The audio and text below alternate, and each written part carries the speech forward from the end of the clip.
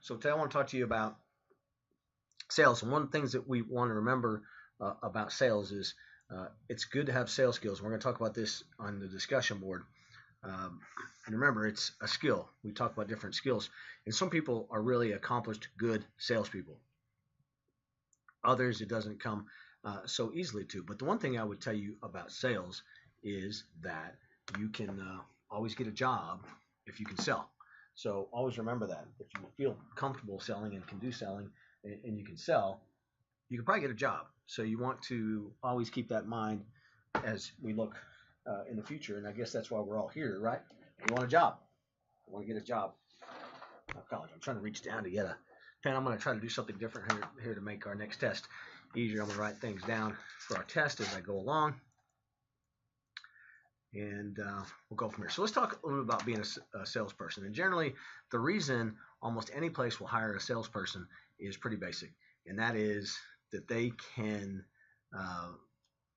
basically eat what they kill. You're selling, you're getting paid on what you sell. And if you're not selling, they just cut you loose. If you are selling, that's good. They don't mind paying you because you are basically earning a salary off of what your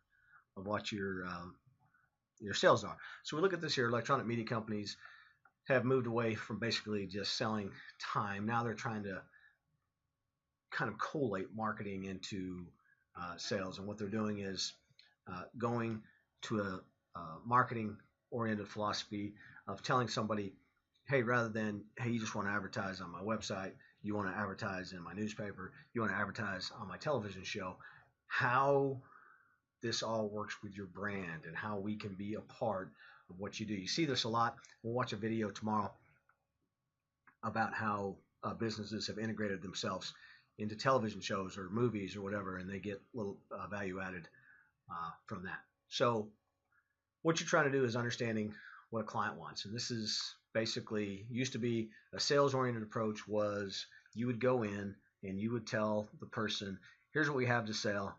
Do you want to buy it or don't want to buy it? Now a marketing-oriented approach is designed to basically help you go out and talk to the client and see what they're looking for and what could work. And then you build some kind of a package around that.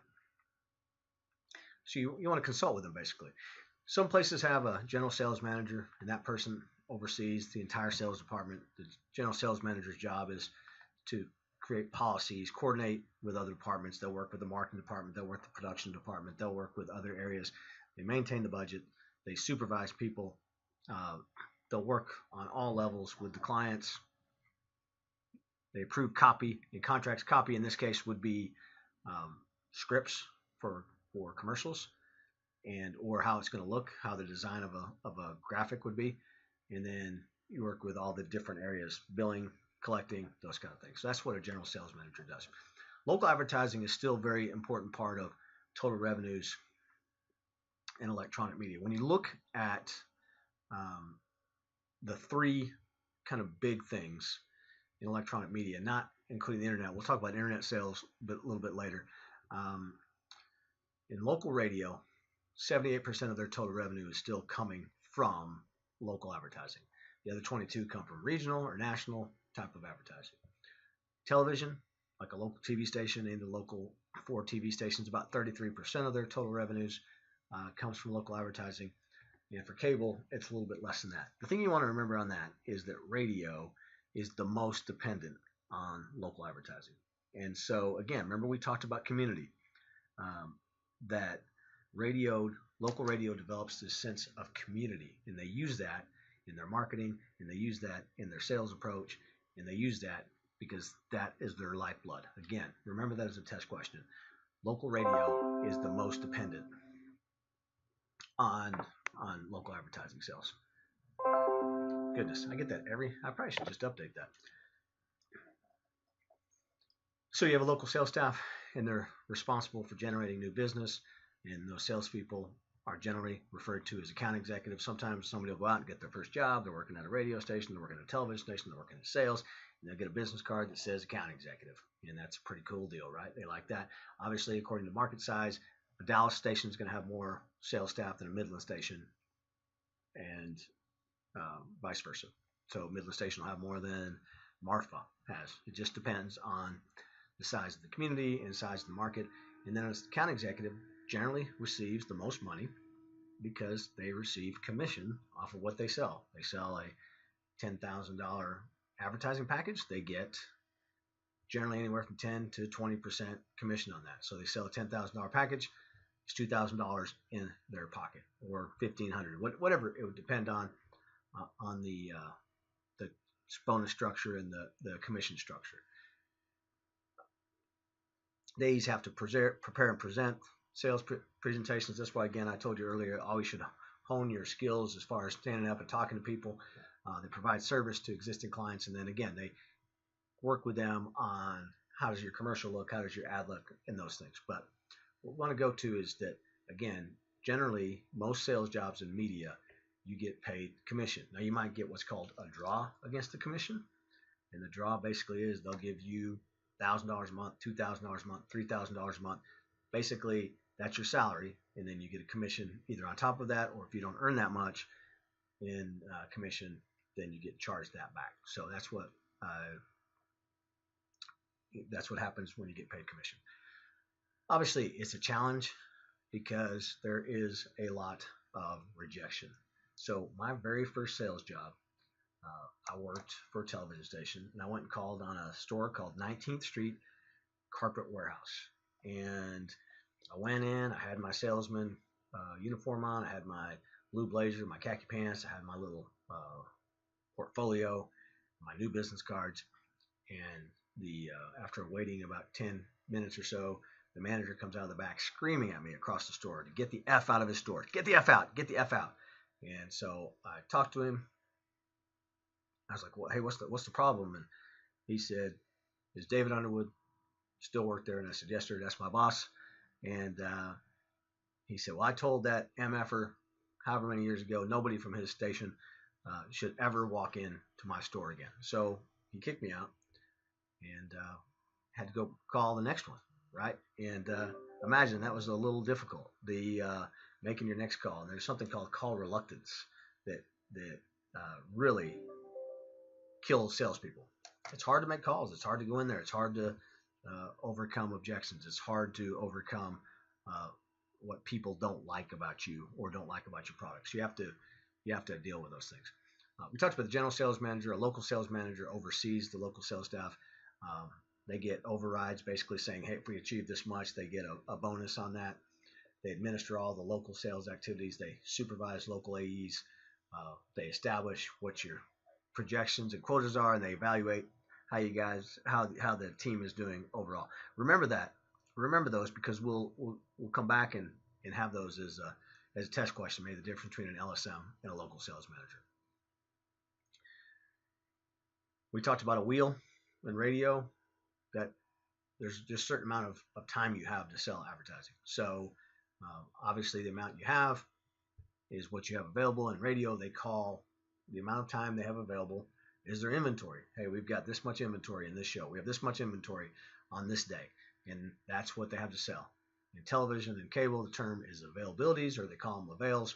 What's available? What are the avails for this show? So that's the main difference between television and radio. So television uses the avail term. Radio uses the inventory term. Remember that. Remember that for your next test.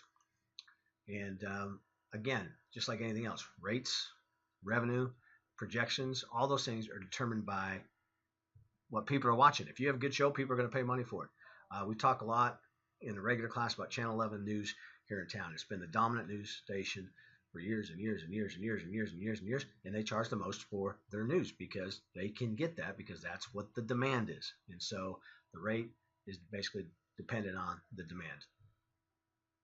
Sometimes there'll be things like there's less viewers early in the morning or late at night, so those spots cost a little bit less money.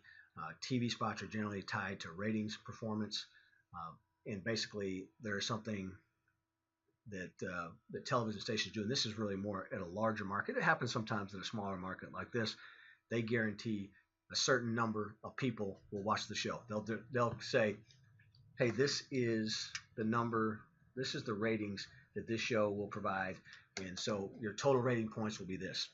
So let's say you guarantee 20,000 total rating points, and then your show gets 18,000 total rating points. You owe that advertiser 2,000 ratings points in free ads. So you find different shows to make up the 2,000 rating points. So it's called make goods. And we talked last class about barter. And barter basically is you get a program and already has some advertising in it, and it doesn't give you much chance to sell any other spots in it. One thing I want to talk about with cable. Cable has a local marketing staff. That's one way they can do it. A group that sells themselves. They can outsource advertising. They can hire a company that says, hey, sell our advertising for us.